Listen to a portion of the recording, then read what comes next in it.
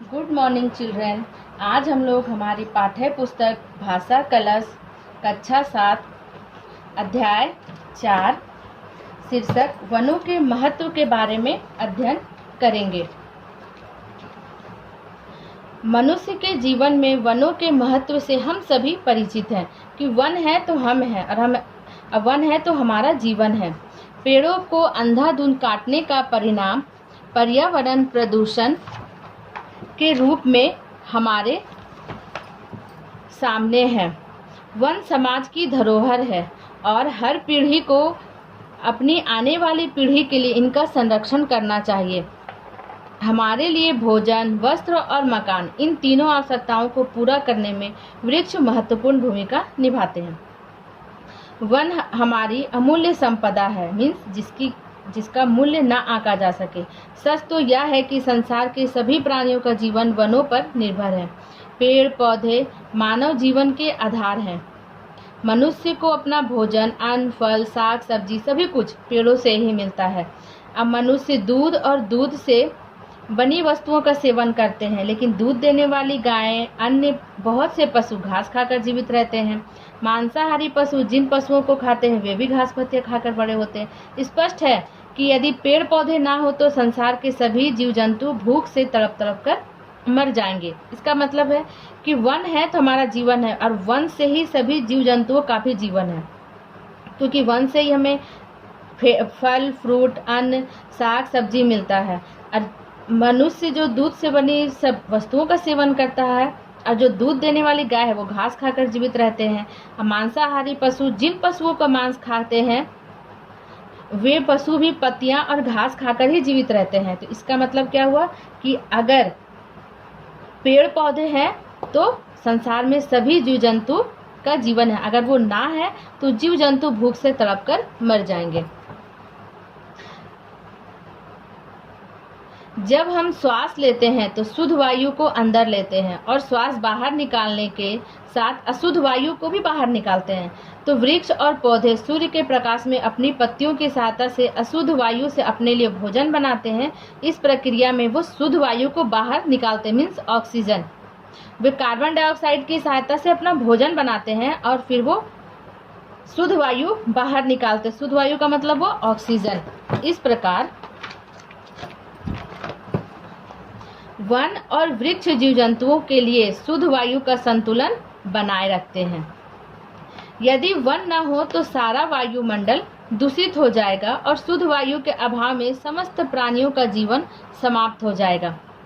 One वर्षा कराने में भी सहायक होते हैं। वर्षा से हमें पीने तथा सिंचाई करने के लिए जल उपलब्ध होता है। जल को जीवन कहा गया। यहाँ तक कि स्वयं पेड़ पौधे भी वर्षा के अभाव में जीवित नहीं रह पाते हैं। हम जो वस्त्र पहनते हैं उसके लिए कच्चा माल, कपास, रेशम आदि उपलब्ध कराने में भी वृक्ष का ही हाथ है। वो भी हमें वृक्ष से ही मिलते हैं। इस प्रकार हम देखते हैं कि हमें भूख मिटाने के लिए भोजन, पीने के लिए पानी, पहनने के लिए वस्त्र, श्वास लेने के लिए शुद्ध वायु सभी कुछ हमें पेड़ों से ही मिलता है। कल्पना कीजिए कि अगर धरती पर वन ना रहे तो इस संसार का क्या होगा? क्या पृथ्वी पर जीवन शेष रह पाएगा? नहीं। वनों का इससे बढ़कर महत्व और क्या हो सकता है? वन है तो जीवन है। इसके बिना संसार का अस्तित्व ही खतरे में पड़ सकता है। एक व्यापारी राजमार्ग से जा रहा था, साथ में उसके कुछ सेवक भी थे। व्यापारी ने देखा कि एक बूढ़ा आदमी आम का पौधा रोप रहा है। बुढ़ापे के कारण उसके हाथ कांप रहे थे, गर्दन हिल रही थी। व्यापारी वृद्ध के पास गया और उससे पूछा, बाबा आप कब्र में पैर लटकाए बैठे हैं, मतलब वो मरनासन, तो वो मरने के करीब है। आज है कल का भरोसा नहीं। इस उम्र में यह पौधा लगा रहे हैं, क्या इनके फल आप खा सकेंगे? देखिए बूढ़ा ने क्या जवाब दिया। बूढ़ा मुस्कुराया और बोला, श्रीमान, जिन वृक्षों के फल मैंने खाए हैं वे मेरे पूर्वजों मीन्स मेरे दादा परदादा ने लगाए हैं। जो वृक्ष मैं खुद लगा रहा हूँ उसके फल मेरे बेटे और पोते खाएंगे।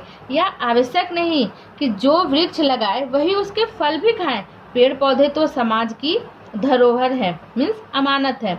बूढ़े आदमी का उत्तर सुनकर व्यापारी बहुत खुश हुआ और उसने वृद्ध को पुरस्कार दिया और निश्चय किया कि अपने शहर पहुंचकर वह स्वयं भी पौधे लगाएगा और अपने सेवकों को भी उसने पौधे लगाने के लिए कहा। वास्तव में पेड़ पौधे मानव जाति की धरोहर है। आदिकाल मीन्स आरंभिक प्राचीन काल से हर पीढ़ी अपनी आने वाली पीढ़ी को हरे भरे वन और फल देने वाले वृक्ष सौंपती है। प्रत्येक मनुष्य का कर्तव्य है कि आने वाली पीढ़ी के लिए यह धरोहर बचा कर रखे। वनों की उपयोगिता के कारण धर्म ग्रंथों में भी इनका महत्व का गुणगान किया गया है। पेड़ों को लगाना पुण्य कर्म और काटना पाप कर्म कहा गया है। और हमारे देश में आंवला, पीपल, केला, बरगद, तुलसी जैसे वृक्षों की तो पूजा भी की जाती है। अब आगे पढ़ेंगे। वनों के महत्व को स्वीकार करते हुए आज के युग में वृक्षों को हरा सोना कहा गया। हरा सोना क्योंकि उसका कलर हरा है।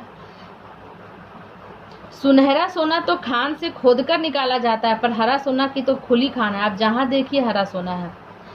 लोभ के कारण यदि इसे आवश्यकता से अधिक लूटा जाएगा तो हम एक दिन स्वयं लूट जाएंगे।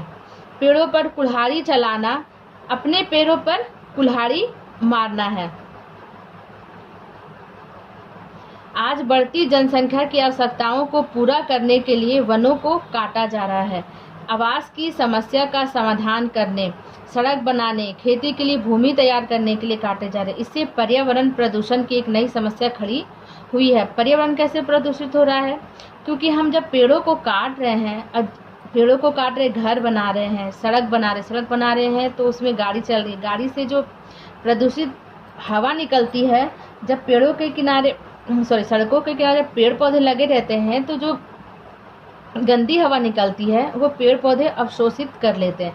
लेकिन जब पेड़ ही नहीं रहेंगे तो उसे कौन सो करते हैं? तो इस प्रकार वो हवा हमारे वायुमंडल में जाता है और इस प्रकार से वो हमारा वायुमंडल भी प्रदूषित होता है, जिससे हमारा पूरा पर्यावरण प्रदूषित हो रहा है। जनसंख्या बढ़ने के साथ कृषि उत्पादन बढ़ना आवश्यक है, क्योंकि जनसंख्या बढ़ेगा तो लोग तो बढ़ रहे हैं तो खाने के लिए उसे सामान भी तो चाहिए, तो अनाज का उत्पादन भी अधिक से अधिक होना चाहिए। परंतु जीवन रक्षा के लिए वनों की रक्षा भी तो अनिवार्य है। अगर हम कृषि के लिए वनों को काट देंगे तो ये तो जरूरी नहीं है। तो इसीलिए जनसंख्या बढ़ने के साथ साथ कृषि का उत्पादन बढ़ना आवश्यक है, परंतु जीवन रक्षा के लिए वनों की रक्षा भी अनिवार्य है। हमें यह निश्चय करना होगा कि यदि हम एक पेड़ काटे तो 2 नए पेड़ लगाएं। नहरों और सड़कों के किनारे, रेल पटरियों के आसपास, खेतों की मेड़ पर वृक्षारोपण किया जा सकता है। इससे वनों के कटने से हुई क्षति, जो हानि हुई है, वो पूर्ति की जा सकेगी। यदि देश का प्रत्येक नागरिक, बूढ़ा, बच्चा, जवान इस पुण्य कार्य में हाथ बटाएं, नए नए वृक्ष लगाएं और उनकी सही देखभाल करें तो धरती पर नंदन वन बनाया जा सकता है। वास्तव में वन हमारे जीवन का आधार है। वृक्षों से ही हमारा जीवन है। आओ हम सब मिलकर वृक्ष लगाने का शुभ कार्य में जुट जाने का संकल्प लें। तो आज हम लोग भी एक संकल्प लेते हैं कि हम अपने जीवन में एक पेड़ जरूर लगाएं। धन्यवाद। अब आगे के प्रश्न उत्तर हम अपने अगले वीडियो में बताएंगे।